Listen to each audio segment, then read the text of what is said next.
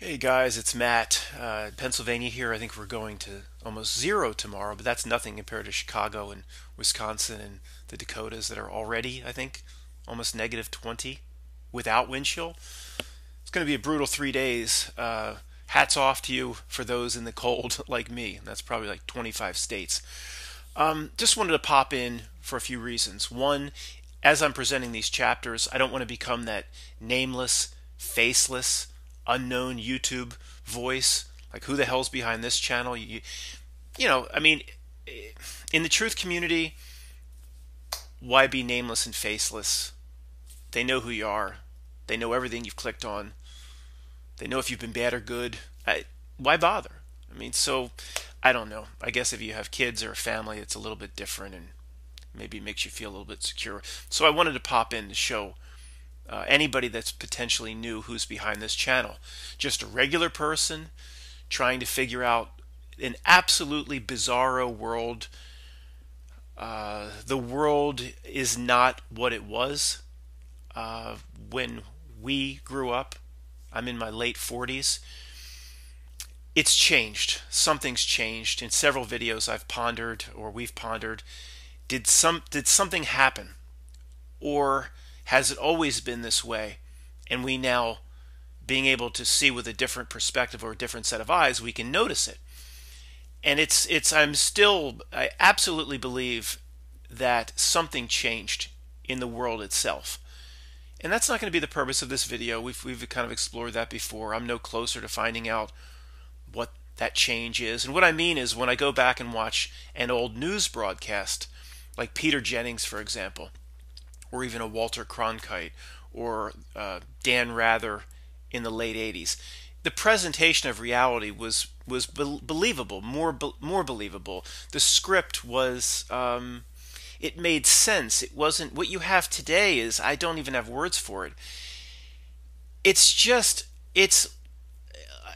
a section in my book that I think I had already presented, where if aliens landed or aliens hovered like Independence Day over Chicago, and they patched into the news channels, they probably would think like The Bold and the Beautiful or The Young and the Restless, if these 35 or 40-year-old soaps are still on. They would think that they would choose that as reality versus the news. I believe it is just that absurd, that bizarre. And the biggest question we've all had is, why can't the people around us see it? Because it is just... I watched the news last night almost all the way through for the first time in months. And I was mostly checking in for the weather to see what's going on in Wisconsin and how low their temperatures are and how brutal it is up there. It does fascinate me that people can live in areas like Buffalo, New York.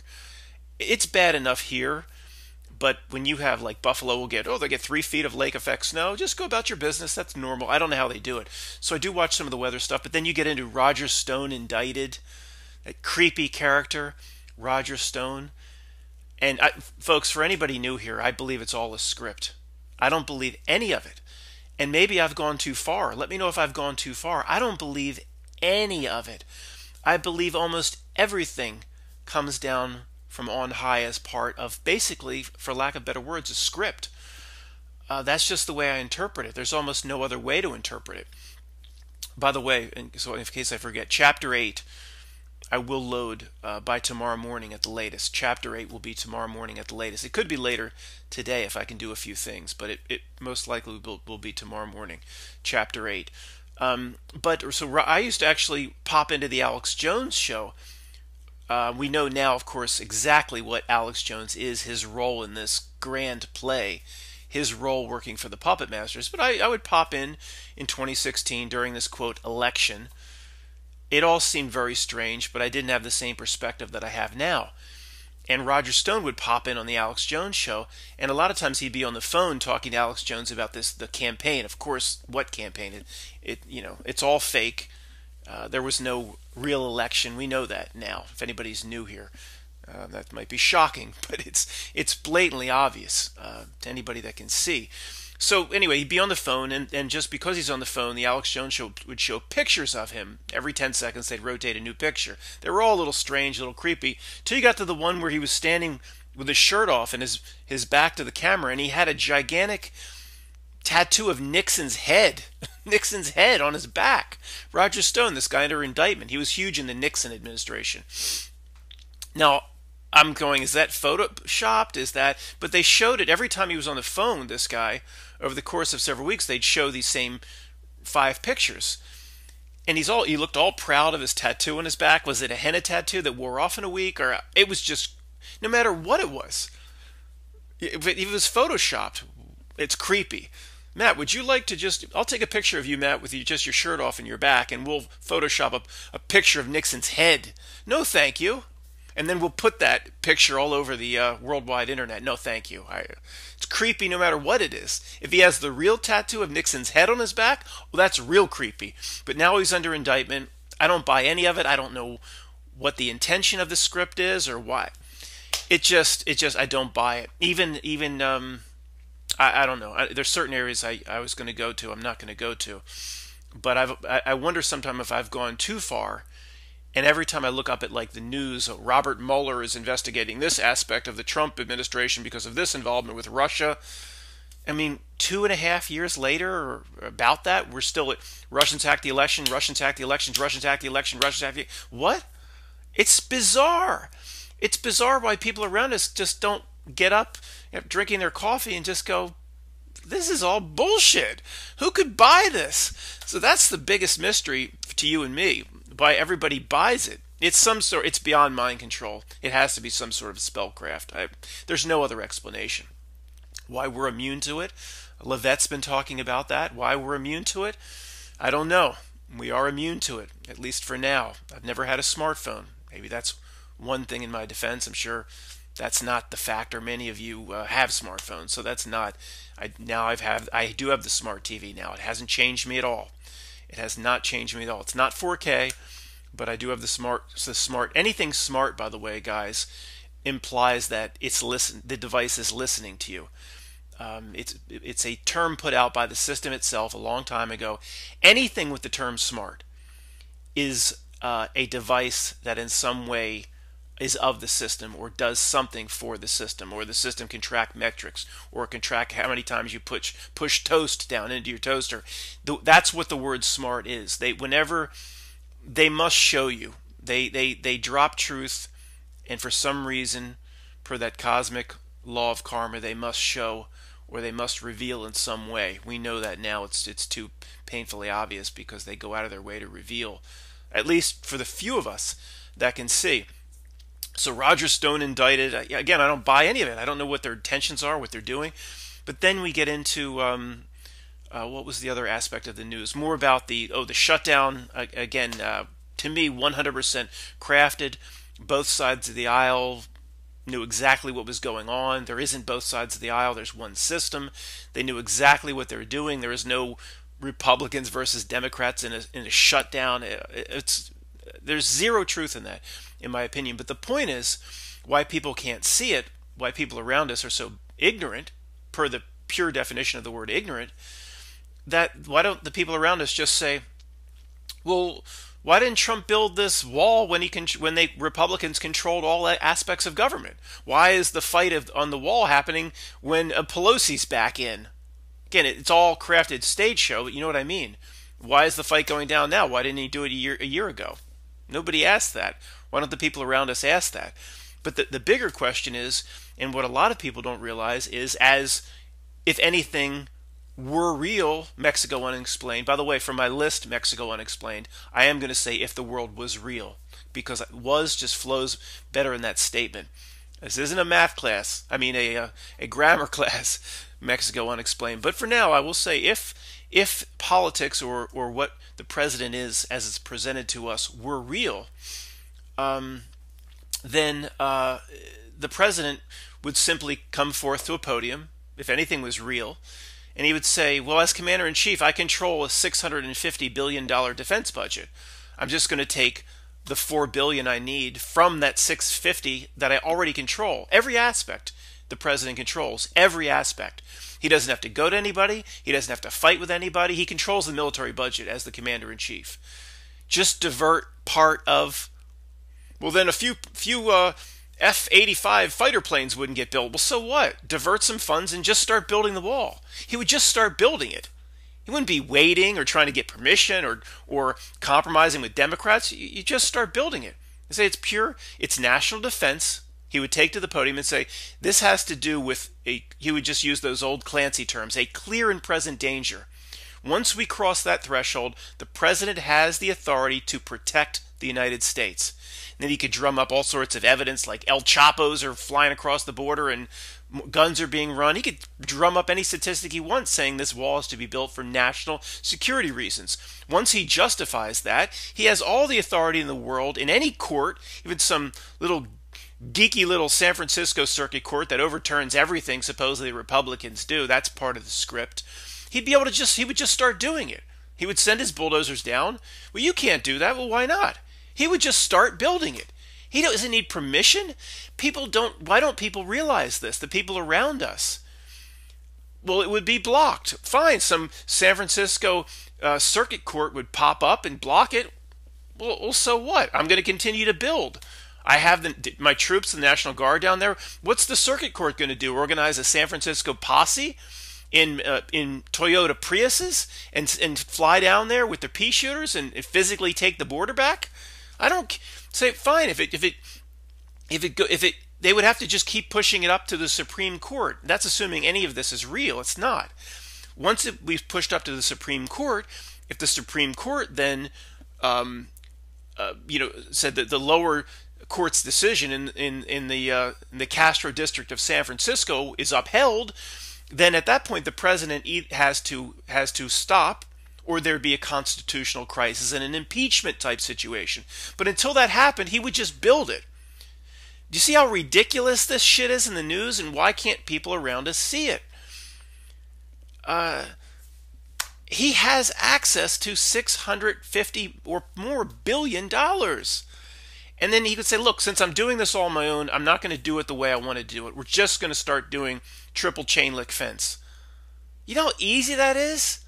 A team of like 500 people could start doing chain link fence with minimal equipment, triple with some extra drones. It's just why people don't literally watch the news and go, well, why didn't he do it when the Republicans were in office? And why doesn't he just do it? How have they convinced everybody that he needs all this permission to do everything and everything's blocked? No, it's not. They're so desperate in their presentation of the script that even the basis on which government's supposed to work, how government's set up, or the Constitution, obviously we know that there's no Constitution honored. It hasn't been honored for 100 years, but they're contradictory in the way they even tell us now government is supposed to work. They'll say, well, we can't do this because government works like this. Then over here they'll do the exact opposite and say, well, we can do this. And it just doesn't make any sense anymore to anybody paying attention. There was one other aspect of, I don't know, the fake way government and politics is presented in the news related to Trump, but I can't quite remember it at this time.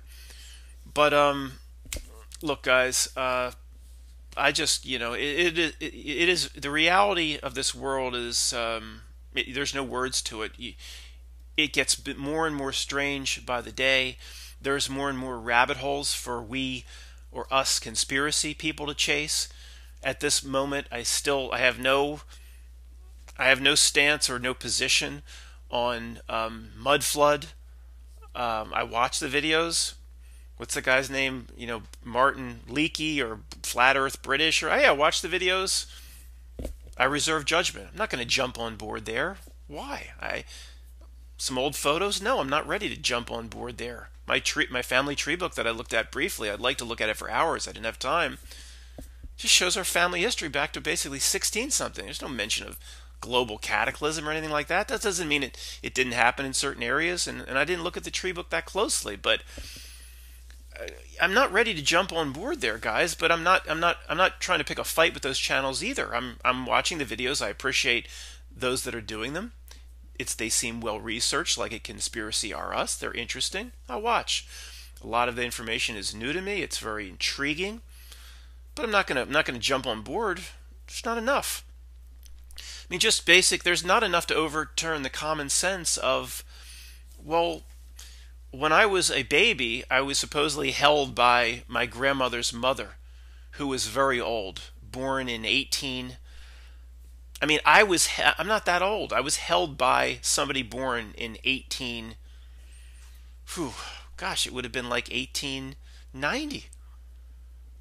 I was born in 1970. Okay. So she was very old, but not that old. But so if there was a global cataclysm 30 or 40 years before, her name was They called her Grossi. I guess they were German. That part of the family.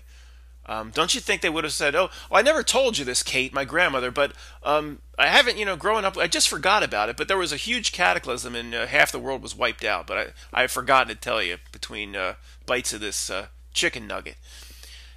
At some point, those people, it's not like they were that removed from those people. See what I'm saying? Those people, those people would have said something. I'm not there yet. I'm not trying to pick fights with those channels. But do you see? Maybe am I missing something? Why somebody born in 1890, and this is just somebody that I have personal interaction with. There's how many other people that they wrote books. So they were born in 1860 and they were born in 1860 and lived up to 1950 or so, or 1955. They didn't. There were TV shows then. There were news programs. They could publish their own book. They could go on a soapbox and stand on a street corner.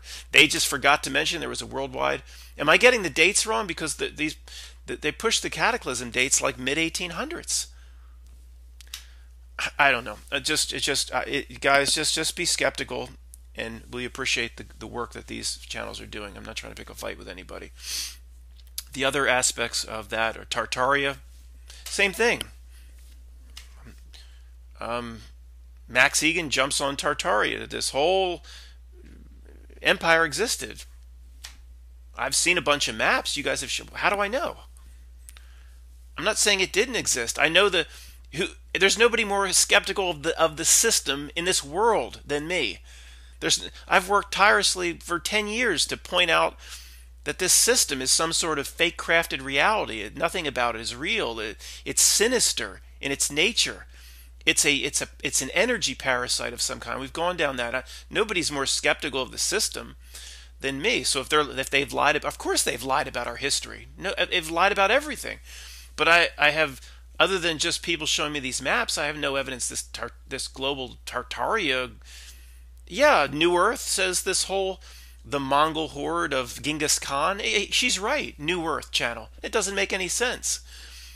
Mongolia, the pictures there now. You could go to Mongolia. There's like 5 people in a tent over here, and that's like a city in Mongolia. And to get to the next Mongolian city, you have to travel like 4,000 miles. And then there's another 5 people in a tent, and they have 4 or 5 yaks. There's nobody there. So where did they, like New Earth, a video, I don't know, 3 videos back or 2 videos back, says this Mongolian horde supposedly took over all of Europe, conquered all of China. That's what it's presented in Marco Polo, the Netflix series Marco Polo. If you can get by the fake history, it's well done. It's interesting. I watched Marco Polo. I enjoyed it. I enjoy the characters. Anything that even is closely tied into any potentially kung fu or sword fight, I just like that stuff. I like the Crouching Tiger, Hidden Dragon, and anyway. So yeah. Then even in that series, they conquer China. There's nobody in Mongolia to invade thousands of not thousands of square miles. You want to talk square miles? It's hundreds of thousands of square miles. So I appreciate what New Earth channel's saying. Well, how'd they do it? It's bullshit. But on other things, I mean, am I saying definitively the Genghis Khan and the Mongol Empire? I don't know. I don't know. And if I don't know, it's ignorant for me to say I know. But I do know that, if there's like nobody there now, where did all these people come from to invade other countries? It does make sense. So we'll continue to watch the Tartaria videos. I'm not jumping on board. Why would I? It's not enough there. Other than show me a bunch of old maps. So what? The other issue is the tied in is the foundlings, initially presented by Conspiracy R Us, and the orphans. You know, it's some of that's interesting, but it relates right back to global cataclysm. If there's global cataclysm, well, what was the global cataclysm that killed all the adults and left all these children, parentless children? How it's never quite explained how that came to be. I've heard about the orphan train, and we do hear stories about children working in these factories, and why were the children needed to work in these factories? There was what happened to all the adults, and there's some interesting breadcrumbs to follow there, and I appreciate them following it. But there are no conclusions, in my opinion. And the last thing that does get most of my attention, I think there's the most merit to it. But this is going to be long and all over the place, guys. I mean, people are freezing out all over the country. What else is there to do? And there's no YouTube channels to go to anymore. I mean, it's just void. It really is. I remember a day when you could it was probably 4 or 5 years ago. We were in the midst of just in the middle of truth, understanding what this reality was all about, the fake events, fake shootings, breaking down 9/11. There wasn't a time you could go to your computer and put on YouTube where there wasn't something very interesting to watch. Going back to the heydays of Russian vids and all the rest of them, of which I was on the tail end of that. But now it's just void. It's totally void. There's nothing. Well, not nothing, but it's very, very sparse in terms of anybody taking anything to the next level.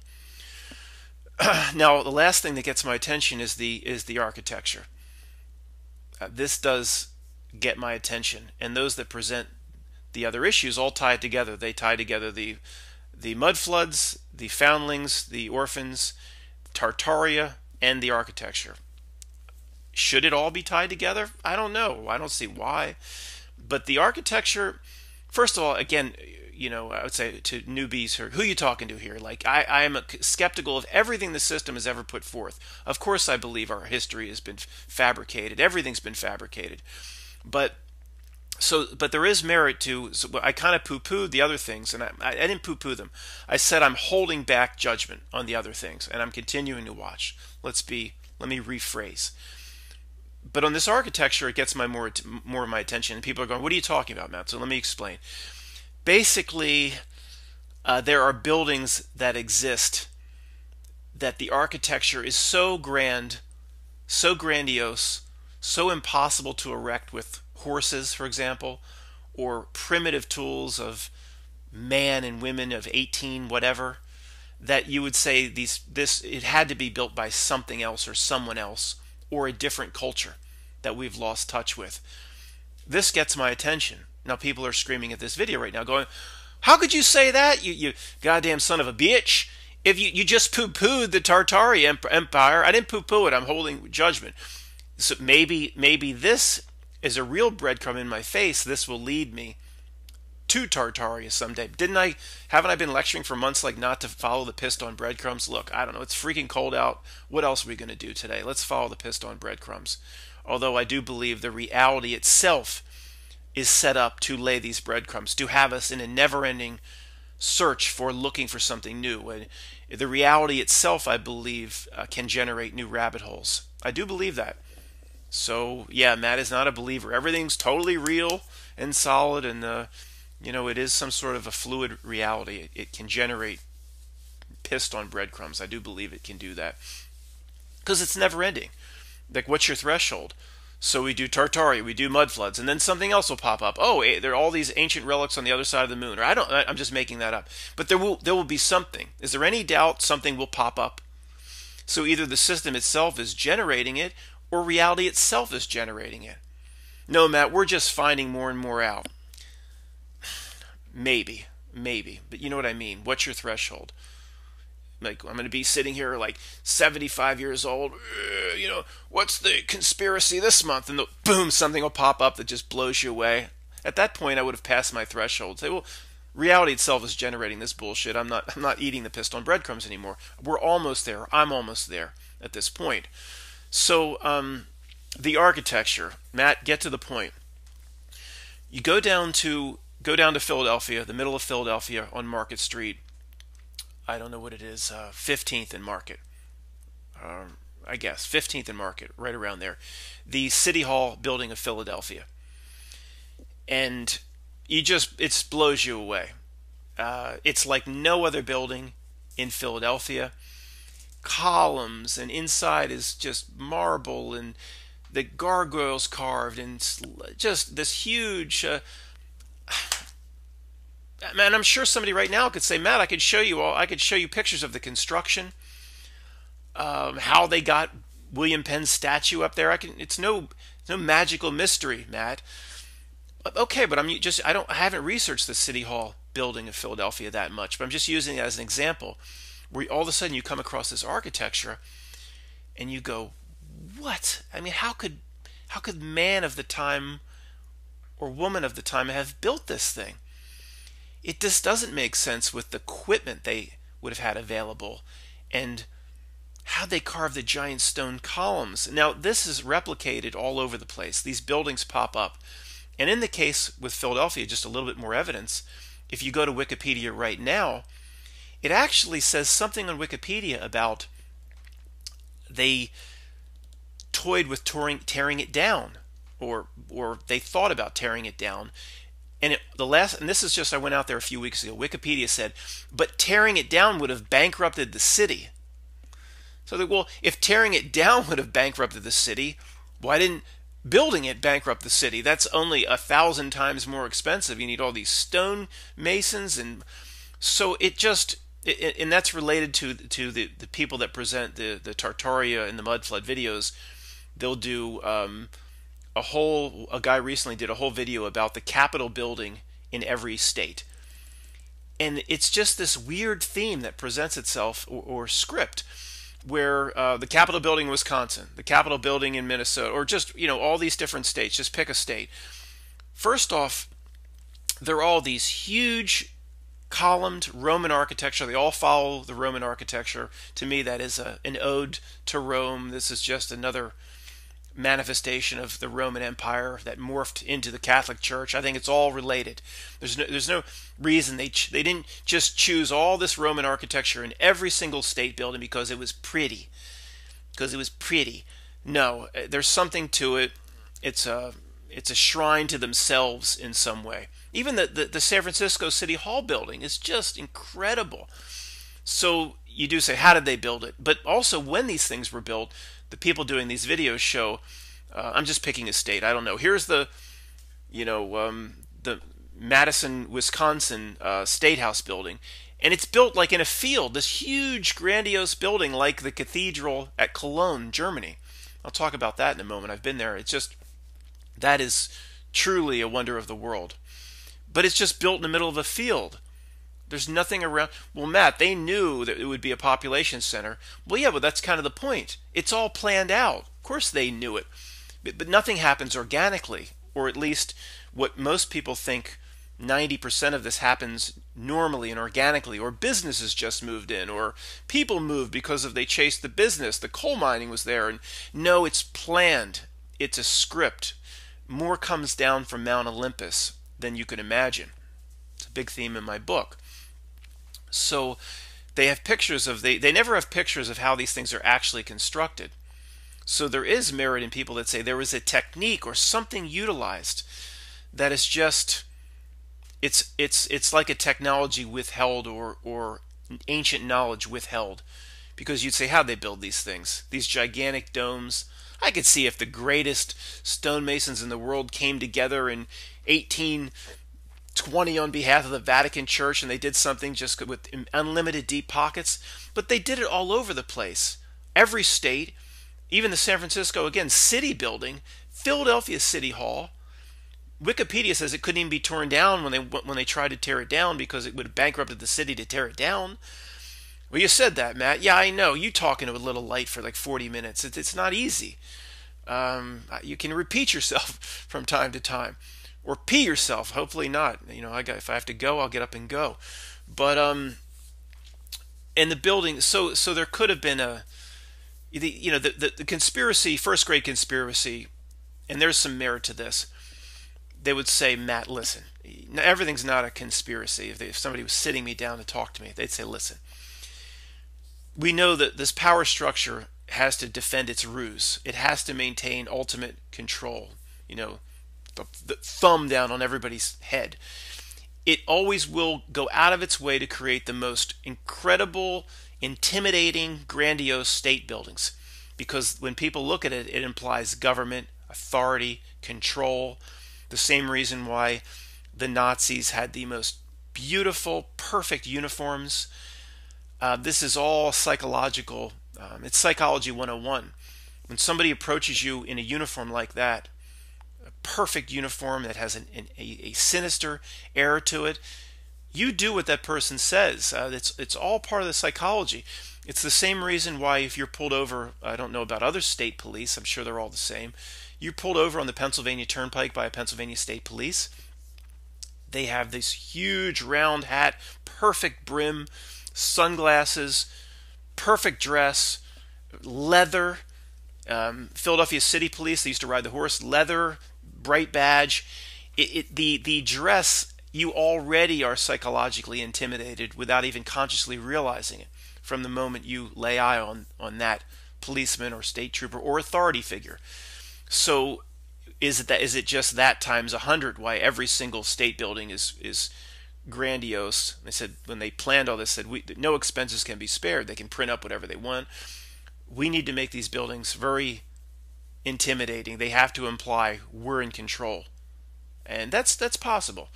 But there's a little something more to it, and it also relates back to somebody, that really follows this Tartaria stuff or the mud flood stuff closely is really disappointed I haven't mentioned this.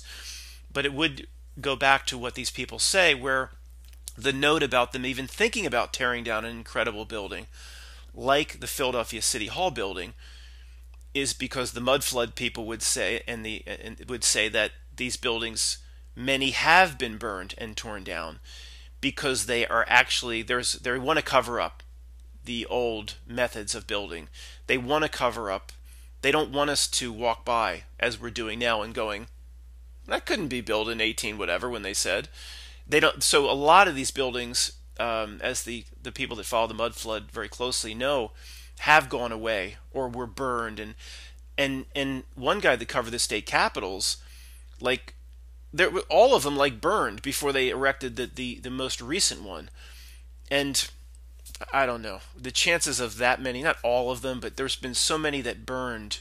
That's the story of the script before they erected the new one. I don't buy it. There's so much going on that's just so impossible to explain in this reality. That's why we have to think around two corners. We have to think in completely different ways. Thinking reality is somehow fluid, or those in control here have actually found a way to manipulate the very nature of it. That's first grade. I mean, that's almost obvious that that's happening. That's first grade conspiracy. Go back and watch. I was going to say, how do these buildings of all stone, how do they all burn down? Where's all the tinder inside to burn them? The script puts forth that all these state capitals burned, and then they erected the new one. But it brings me back to, do you remember the church, the Serbian Orthodox Church, Saint Sava, I think it was called, Saint Sava in New York City, that burned? 3 Orthodox churches burned on the Orthodox Easter around the world. Just 3 happened to totally torch on the Orthodox Easter, which is not the regular normal Easter. It's a different date. But so Saint Sava, the interesting thing about it, go watch the YouTube of Saint Sava burning. It's like nothing you've seen. It's one of these churches with a big circular stained glass, and the stained glass is blown out, and there's a river of fire that's shooting out of the circle, like 50 feet up into the air. People made YouTube videos. The pits of hell opened up, or what is this? And it just doesn't make sense, because inside, where's the fuel needed to do that? Pews burning 30 feet below. The flames leapt up 30 feet. I have wood stoves here. I cut a lot of wood. I know, I just know the nature of burning wood. I just don't see where the fuel was to shoot a 50-foot pillar of flame, like literally like those, like, what do they say, fire nados out west. So, and you can actually go back and watch YouTube videos inside Saint Sava. It's, other than the pews, where's the fuel for the fire? How does it burn? And then, coincidentally, I should have mentioned this, Tesla's bust, because I guess he was Serbian, is right outside the church. And one of the YouTube videos on Saint Sava is that somebody just pans around the camera. There's posters on the wall. If you freeze it, it says like a century of fire in one of the posters. It's totally, the reality itself is bizarre, folks. There's things going on here, the likes of which we just can't even imagine. Maybe one day, the day of our death, perhaps. I'd like to have the answers before that, but we'll go, oh, is that what it was? Kind of like waking up from a dream. I think this life to the next could be that simple. Wake up from a dream. You're in the dream. You're being chased by something, or you're late for the test, and everything's so horrible, and it's real. You're in the dream. Of course, your mind believes it's real. Of course. And you wake up and you're in a bed, whole new reality, and you go, oh, that's what that was. It makes sense. We have any eggs? It could be that simple. I believe it probably is that simple. This life to the next. Oh, Earth. Oh, that's what that was. That makes sense. Let's move. Now, it would be nice if it's that simple. Is there a noticeable sinister element here? Do I pay attention to Dan, who talks about very sinister creatures and some sort of a soul recycling? Do I pay attention to that? Yes, I do. I take that very seriously. That is one option that's on the table. There are many options on the table, but one option on the table is we pass from this existence, and it's, oh, I remember what that was. I wish I didn't take it so seriously, like in the dream when I was being chased by the monster. I wish I didn't just turn around and go, I'm in a dream. You can't, do anything to it. And maybe it's that simple. Maybe we should start living our life like we're just, okay, one day we'll just have it all figured out. Maybe on the day of our passing. Is that on my table? Absolutely. It could be that simple. In most cases, the answer is going to be simple. Guys, and last topic. It's getting very long, but hey, people freezing out. What else is there to do? I had written down. This was like a 30-minute video, but I'm gonna do it in 5 or 6 minutes. One of the ways to get a whole new perspective on reality is to trace what was presented to us, like you could say, follow the river all the way back to its source, to its here's the Mississippi, then go all the way up into Canada, its little streams and tributaries, and there's the source. I don't know. Maybe it's just a spring or something. I'm not a river expert, but you know what I mean. Follow it all the way back as far as you can. In this exercise, you can follow all of these things back. And again, they're just another tool to break down reality. So anything from all the creepiness in the Denver airport, 9/11, how the Weather Underground, the NBC Weather Service, named itself after the domestic terrorist, the Weather Underground. You can actually go to Wikipedia. The Weather Service named itself, the program on Weather Channel named itself after domestic terrorists. Well, I don't believe that's real either. I believe that whole Bill Ayers, Kathy Bodine, they all got professor jobs. I believe it's all part of the script, 100% fake. I don't believe almost anything anymore. Maybe I've gone too far. But fake moon landings, chemtrails, stock market has been completely digitized, manipulated into zeros and ones. For all of these things, the point is, how do you trace any of these things all the way back to the source and get a different perspective on reality? And one way to do it is, let's just take the Denver airport, for example. What's the initial, what I mean, if you're not familiar with that, there are all these creepy murals in the Denver airport that depict children being burned alive, children in coffins, death, Armageddon, end of the world, Nazi characters stabbing a dove. I mean, just really dark, creepy murals. A gargoyle popping out of a suitcase, which is a real bronze statue. There's a blue devil horse out front called Blucifer. So if you don't, just understand that this artwork in the Denver airport is just off the charts creepy if you're not familiar with it. Beyond anything that you could imagine ever got into the airport. And that's exactly my point. What's the initial conversation see, this is where the reality breakdown comes in. The initial conversation that got all that artwork approved. So let's just do the Denver airport. You'll see what I mean. And then try to do this with all the other, with anything, 9/11, Sandy Hook, the building of CERN. You could do it. Okay, let me just get to the point. So at some point, how did the artwork make its way into the Denver airport? Well, at some point there had to have been a meeting before the construction was finished. And there'd be different people at this meeting. This is if the world were real. Maybe we assume these meetings went on. Reality may work completely different. We don't know.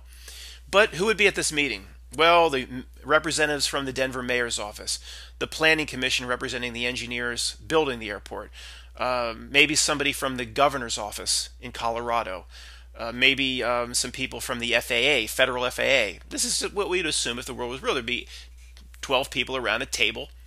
Isn't that interesting? I chose that number. Whatever. There'd be 10 people around a table, and they would say, well, what's next on the list of our agenda today? We're doing very well. We'll go to lunch after this. What's next? Oh, let's take a break from all the financials and all the tough stuff. Let's do the artwork. Now, we have one of the artists here. They're going to present some sketches, some concept art of the art director for the airport. It's going to show you concept art. And they would pass out the leaflets and see if anything were real. The person that represents the governor's office or the mayor's office would look at all the concept art. You don't have to know all of this creepy stuff at the Denver airport to follow me. They would look at it and go, this is what you're proposing goes in the airport? Well, yeah, this is the concept art of what we're going to do. Well, these murals depict death. This mural depicts dead children, people being burned alive. All these murals depict, and how big are these supposed to be? 20 feet by what? They all depict death and the end of the world. Here's a creepy gargoyle popping out of a suitcase. Is that what somebody wants to see flying for the first time? Or as they pull up to the airport, there's a giant devil horse with veins and red eyes. See, it wouldn't go anywhere.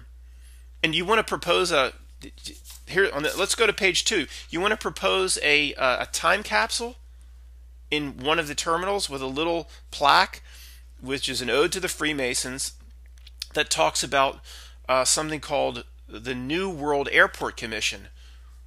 I've been, whoever's at the meeting, if the world were real, they're conducting the meeting and say, I've been associated with this airport and the building of it for now a year and a half, and I don't know of any New World Airport Commission. So can you tell me why this would be on the stone plaque? And what are you going to bury in the time capsule? Comic books? It wouldn't go anywhere. It would say, no, this is unacceptable. This is going to be the hub to the West, people. Everybody that needs to change over is going to change over in Denver to get to Seattle, to Phoenix, to San Francisco. Bring me back new concept art. This ain't going to fly. Get out of here. Get out of my sight. That's how it would work.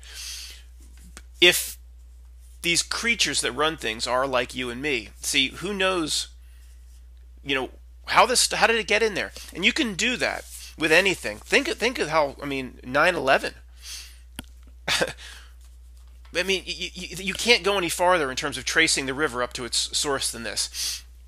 Who was the first person that proposed to who that we should bring down the World Trade Centers and blame it on, even if, whatever level the conspiracy you believe it to be, whether you believe, obviously 19 hijackers didn't do it, that's all absurd. It's 100% absurd. There's not one element of the official story that's true for anybody new here. Not one element that's true.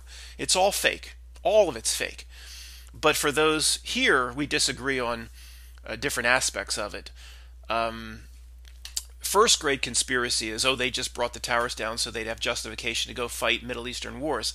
They like that as a nice side effect or side benefit or tertiary benefit, but that's not why it was done to me. It was some sort of a ritual. It was an effect, or it was an attempt to affect reality itself, even the fabric of reality. I believe that. I don't want to go into anything more than that for the newbies. But to me, first grade conspiracy is, oh, they just had to, they have a reason to fight their foreign wars. Yeah, that they did like that aspect of it, but that's not. It was like ushering in New Age, like from a occult spellcraft perspective, in my opinion. But the point is, no matter what you believe it to be, at this point, doesn't matter. Who proposed to who initially the idea to do it? How is that done? I mean, if you think about that, it's so creepy. And the nature of reality may work if we're in a matrix being fed. There was no initial conversation, because when you trace all of these to the initial meeting around a table, oh, somebody just brought in donuts and bagels, and would you like more coffee? Bring in more coffee. That it all breaks down. Like, you couldn't have these conversations around a meeting table. Again, 9/11. Somebody. I mean, where does that idea come from? Came from Dick Cheney? No, that's just kindergarten stuff. Dick Cheney and Jared Kushner, drew their pentagram and communed with their interdimensional demon, and they heard the words, "Take down Twin Towers. We must take down Twin Towers." And they just, or obviously it wasn't Dick Cheney, because Rockefellers put it in. Somebody's screaming at this video right now. Right, 33 years before, Rockefellers put it in motion. They knew when they were being constructed. They were built to come down. It relates to 2001: A Space Odyssey, 2 into 1. The fact that the creepy monolith, was the closest building left standing was the monolith from 2001: the Space Odyssey. The monolith, the Millennium Hilton Hotel was constructed to be the monolith from the movie. Of course, it's all on purpose. 1968, the year the towers were constructed, also the year that the 911 emergency system went in. Matt, are you actually implying that the 911 emergency system was put in place to match up in some creepy way in a cult linkage to 9/11 and the number they love, 911? Yeah, that's what I'm proposing. Why would you pick 9/11?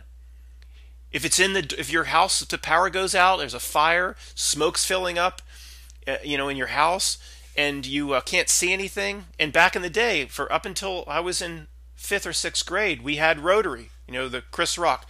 You'd have to dial it. People under 30 don't understand this. You put your finger in 5. Chris Rock doing this in Lethal Weapon. 1, 2. 3. Oh, I made a mistake. Start all over. 1. You had to dial the thing up. So they're going to make the numbers. It's pitch black. You got to call emergency services. Even if you find the 9, you got to find the 9, and then you've got to find a number on this dial pad. Put your finger in a number that's farthest from it. Most people, when that was put in place, or everybody, had the rotary. Nobody had the button pushing. I mean, in a lot of countries, it's like the same digit, or yeah, was it meant to actually match up with 9/11? Yeah, in my opinion, it was. The same year the towers were constructed. 1968, when I first learned about that, it seemed awfully late for the emergency system to go in when other countries, the UK and other countries, have had emergency 3 digits for at least 15 to 20 years. At least before the US did. Maybe they waited. Literally, because the occult significance of all of this is more important to them than obviously helping anybody. So if you pick any of these, so again, like, how does that, who's the first person to propose to bring the towers down, and then who said, oh yeah, that sounds good, let me take that, who then takes it to who? See what I'm saying? It's a complete reality breakdown. And it even if you say whatever your idea of the deep state is, whatever elements of the NSA or CIA, this goes beyond what we understand about the operations of normal men and women. Most of these things turn into reality breakdown that goes beyond what normal men and women could accomplish. Pick anything on this list.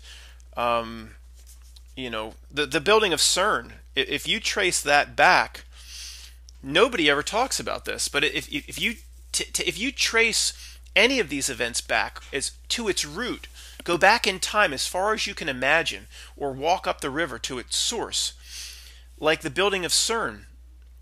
People, it exists today, so most people around us, and even people in the truth community, don't, they build it, and, obviously it's not what they say it is. It's just not to smash particles together so they can get an idea of how the universe was formed.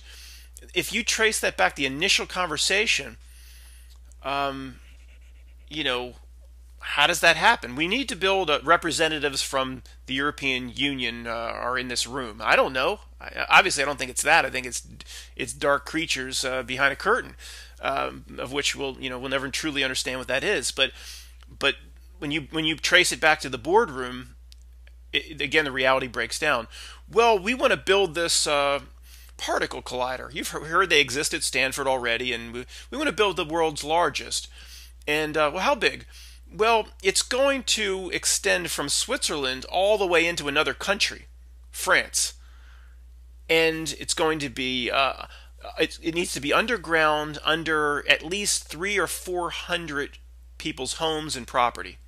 Probably many more, I'm just guessing, I don't know. And what's the cost? Well, initially, billions, initially. I mean, much, much more over time. And, of course, the environmental representative who thinks isn't there all this environmental regulation? They just did away with all that just build this thing underground under two countries. Of course, because there's something else going on here.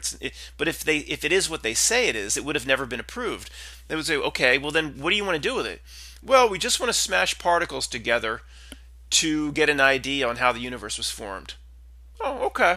We can approve that. See, if the real reason for what CERN is so off-world, so beyond what we can imagine it to be, something to influence reality itself, that when it was presented, whatever creepy figure presented it, the money didn't matter. The paperwork or the environmental laws didn't matter. The fact that they had to just build under people's homes, hundreds and hundreds of people. It's not just open space. They build under farms, and it goes under where people live. They don't. Maybe a little particle comes by, they can hear it. Here comes a particle, hon, right under the cows. I don't know, but they just said, well, environmental regulation, need for approval, red tape, normal channels, tear it up. They just got it done. When they want to get something done, all of that stuff doesn't matter. So obviously, if you trace CERN back to that how the initial conversation went down, you can see that it's obviously just not about trying to smash particles together so we can get a picture of, or try to find a new particle. Here's a smaller particle, Higgs boson, and we can just smash. We'll just keep smashing for another 10 years, and we can even find a smaller particle, like Russian nesting dolls. But what do we do when we find a new particle? Great, we can publish an article. That's worth the billions of dollars spent and 20 years of digging, and that's worth all of it just to have a glimpse of another particle. Who would give a shit to do all this for another particle? It would never happen. Nobody would put the money up. It's for CERN does, and I'm not one of these Mandela affected people. I am a Mandela affected person, but I meant to say that immediately blames what I see as the Mandela effect on CERN. I just don't. Whenever society's script is too quick, Mandela effect, oh, that's CERN's fault. Mandela effect, that's Geordie Rose's fault, a D-Wave computer. Whenever we're scripted to spit that out too quickly, then it's not that. In other words, it's so prevailing that that's the reason, that to me, that's clear evidence it's not the reason. If it's too obvious, it's not it, if you see what I'm saying. So guys, this has been a long one. I do like a chapter back or a chapter or two back. I absolutely love the Bruce Gender discussion. It's fascinating to me how the societal puppet masters, these social puppet masters, laid that down and implemented that for all of us. None of it came up organically. None of it came up normally or naturally. Bruce Jenner played a role, and I could talk about that once a week with people. It's just fascinating how they impose that on all of us, and nobody noticed it was being imposed. People just believe it was just an athlete that wanted to be a woman. And it was so interesting that it just made the cover of all these magazines. No, it was, in my opinion, it is 100% crafted, script. I don't believe Bruce Jenner even ever wanted to be a woman. He was asked to play a role. He was forced to play a role. And he told Diane Sawyer he still has his member. So they said to him, look, you get some hormones, you'll do this, parade yourself around in that white dress for a year and a half and keep your member. And then we've got great doctors. At the end, no implants, no breast implants. He didn't get them. He didn't cut it off. At the end, Bruce, you'll be worth $100 million or more. And we'll get you a good doctor, put you on weight training and steroids. And we'll turn you back into a man when it's all over. Maybe he's kind of enjoying this, and he's extended out his contract. He's like, I love being world famous and making $100 million a year and doing all these reality shows, so I'll just continue to pretend I'm a woman for years. But at some point, he probably said to him, look, there's no risk. With hormones, we'll turn you right back into a man whenever you say, and you'll be a very, very rich man. I think it's that simple. And now, why they tried to lay down, or what the real, people would call it, Levette would disagree, but like a Baphomet agenda, where they, now they have to confuse a Luciferian agenda. Now they have to confuse gender. Everything is inverted. What is up is down. They have to invert and confuse everything. That is part of what they were doing. I don't truly understand the full occult nature of what they attempted to do in the Bruce Gender force-fed implementation, followed by Gigi Gorgeous and all the rest. There was a 2-year period on YouTube where you couldn't even turn on YouTube without the Gigi Gorgeous movie being forced on you. I tried to click the X to get rid of it many times, it just kept coming back. Maybe because it knew I had made videos about that subject, but it probably was force-fed on everybody. And then, the whole system tells us for years and years that we're not supposed to, girls have unrealistic role models, and it shouldn't just be about looks. And now we have models that are a little chubby, and, we're getting away from that Kate Moss, and getting away from that. That's what the left, there is no left and right, but that's what the left preached. And then the Gigi Gorgeous and this transgender is all about, go look at the trailer for the G.I. Gorgeous movie, and it says it says underneath it I forget what the tagline is. Everything is all about me, and looks, and it's like, oh, I'm so beautiful, and looking in the mirror and like, oh, look at me, everything's like so. So on one hand they say that that's not the way to be, but then the reality of this society, they feed you everything about the transgender movement is very egotistical. It's very, look at me. It's very, it's all about the avatar. It's all about, maybe we just came across the answer. One of the main elements or goals of this script is to get people to believe that all they are is the body. All they are is the avatar. Not that there is a consciousness that's probably not, between your ears, but probably somewhere else. There's aspects of us that's probably somewhere else. I don't believe every aspect of myself is in this avatar. So they want, this whole society script is to get people to believe that the body and materialism, it's all there is. And one of the great ways to do that is that's also the same reason the gay agenda was pushed so aggressively. It's like, well, if it's not about looks and ooh, me, and please watch the Gigi Gorgeous trailer if you're for the movie. The tagline is, "This is everything." This is everything.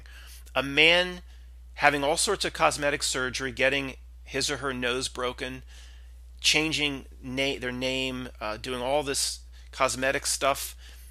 What was the tagline? This is everything. You know how sick that is? It's completely contradictory to the message that the supposed left is supposed to be bringing us for 15 or 20 years, where it shouldn't be about looks. So part of the confusion of the society, or the reality, is it's never consistent. It confuses on all aspects. And the confusion is probably the confusion probably hits home to people on more of a subconscious level than actually consciously somebody saying, "Well, didn't they make a big stink about how like these Kate Moss waif models and all the models?" I remember 15 years ago walking by Guess Jeans or the Limited or some of these stores where the models were noticeably, they always had a model that was like chubby or not the classic model, and okay, that's so then and then you see the transgender force-fed implementation, and it's all about looking in the mirror. It's so consciously people won't ever stop and say, that's so hypocritical. One is all about looks, and this is one saying it shouldn't be about looks. I think it's probably meant to confuse the subconscious, things that we're not even aware of, just make us more fucked up in the brain without even being aware of it. Anyway, this is long, and just trying to I don't want to hide out behind these chapters so people don't know who I am. Just a regular guy trying to figure out the craziest, a world that we couldn't possibly imagine would exist. We just can't. Where we are is just, we could have never imagined how bizarro world this is. Getting more bizarre by the day. So I want to pop in, show people who's behind the who's behind the channel, and I can't talk anymore. I'm just completely spent. But I will try to load chapter 8. I don't know, maybe not today, but probably tomorrow morning at the latest. And thanks, guys. Thanks for listening.